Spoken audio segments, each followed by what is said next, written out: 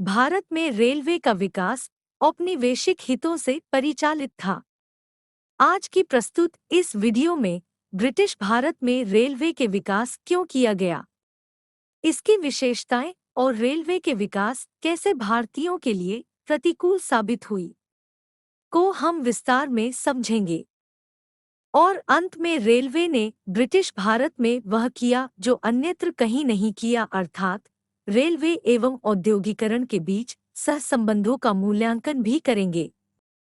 Railway के विकास में मूलतः अंतर्निहित औपनिवेशिक उद्देश्यों को सबसे पहले कुछ महत्वपूर्ण बुलेट पॉइंट्स पर एक नज़र।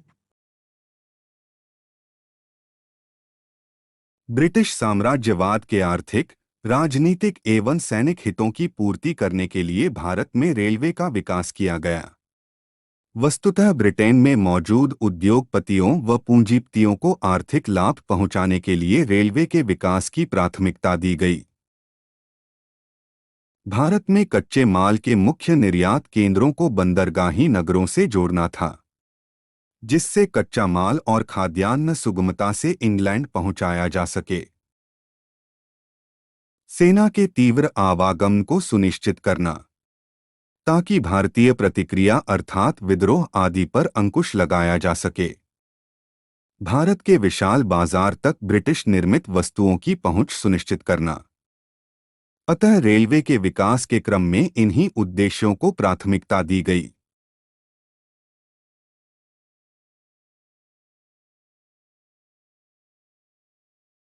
अब ब्रिटिश भारत में रेलवे के विकास के संदर्भ में और इसके विशेषताओं से संबंधित कुछ महत्वपूर्ण तथ्यों को देखते हैं।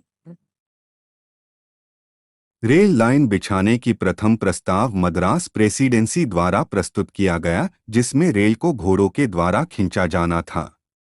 भाप से चलने वाली इंजन का प्रस्ताव 1834 में प्रस्तुत किया गया, किंतु रेल संचालन की योजना को मूर्त रूप लॉर्ड डलहौजी ने दिया, जिसके कार्यकाल में सर्वप्रथम 16 अप्रैल 1853 में बंबई से ठाणे के मध्य रेल का संचालन किया गया और दूसरी कलकत्ता से रानीगंज के बीच चली। रेलवे के विकास में निजी एवं सरकारी प्रयास शामिल थे और इसमें पूर्णतः ब्रिटिश पूंजी निवेश की गई थी। ब्रिटिश कंपनियों को भारत में रेलवे के निवेश पर 5% लाभांश की गारंटी दी गई। कर्जन के समय 1902 में रॉबर्टसन आयोग का गठन हुआ, जिसकी सिफारिश पर 1905 में रेलवे बोर्ड का गठन हुआ। 1919 में एकवर्थ आयोग का गठन हुआ, जिसने 5 वर्षों में रेलवे के विकास पर 150 करोड़ रुपए खर्च करने की बात की और आम बजट से रेल बजट को अलग करने की सिफारिश की। सर्वाधिक रेलवे लाइन का निर्माण कर्जन के समय हुआ। आरंभ में रेलवे का परिचालन वित्तीय दृष्टिकोण से घाटे में रहा, किंतु फिर भी लाभांश दिया जाता रहा। भारत में रेलवे के विकास पर अत्यधिक धनराशि खर्च की गई। वस्तुतः लाभांश की गारंटी के कारण फिजूल खर्ची बढ़ी और गैर उत्पादक आर्थिक व्यय को भी रेलवे के विकास से जोड़ दिया गया। अतः जहां इंग्लैंड में प्रति मील रेलवे लाइन के विकास पर 9,000 पाउंड खर्च हुआ, वहीं भारत में यह राशि लगभग 30,000 पाउंड थी।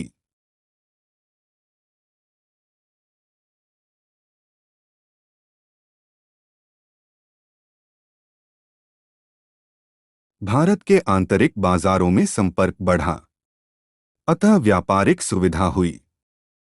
यातायात परिवहन की सुविधा बढ़ी, अतः विभिन्न क्षेत्रों के लोगों का एक दूसरे से संपर्क बढ़ा। इसी क्रम में राष्ट्रीय चेतना का विकास हुआ। छुआछूत और जात-पात की भावना में कमी आई।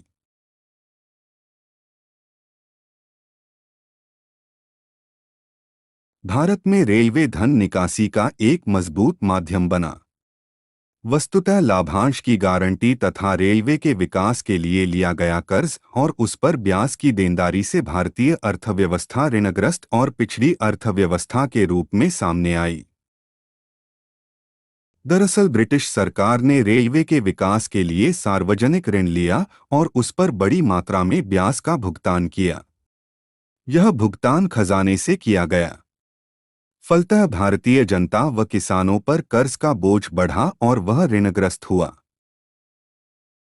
भारत में हस्तशिल्प उद्योगों के पतन में भी रेलवे की भूमिका देखी जा सकती है।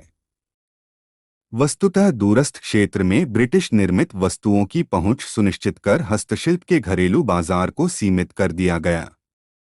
फलतः शिल्पकार बेरोजगार हुए। रेलवे की माल भाड़ा दरें भेदभाव मूलक होने के कारण यह भारतीयों के लिए प्रतिकूल साबित हुई। वस्तुतः भारतीय व्यापारियों को यूरोपीय की तुलना में माल भाड़ा ज्यादा देना पड़ता था। फलतः उनका लाभ सीमित हुआ। इस तरह रेलवे ने भारत में औद्योगिकीकरण न करके व्योद्योगीकरण में अपनी भूमिका निभाई।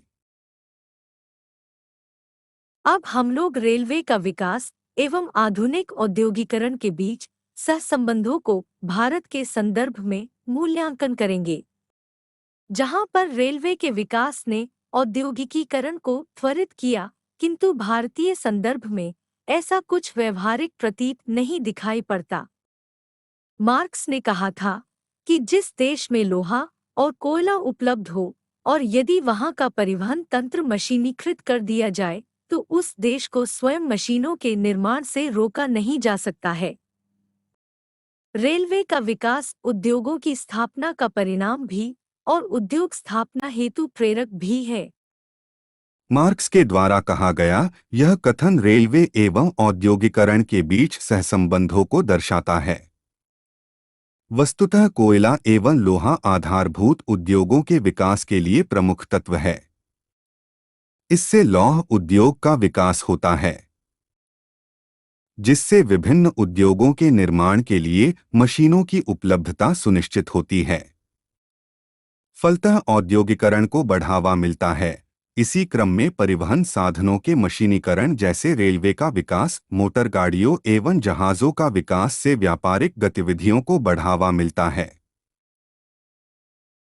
इसी क्रम में बैंकिंग सुविधाओं का विस्तार भी होता है।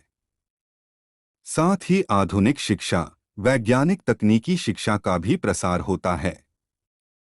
रेलवे के विकास से आधुनिक औद्योगिकरण की यह स्थिति ब्रिटेन, इटली, जर्मनी, जापान आदि देशों में देखी जा सकती है।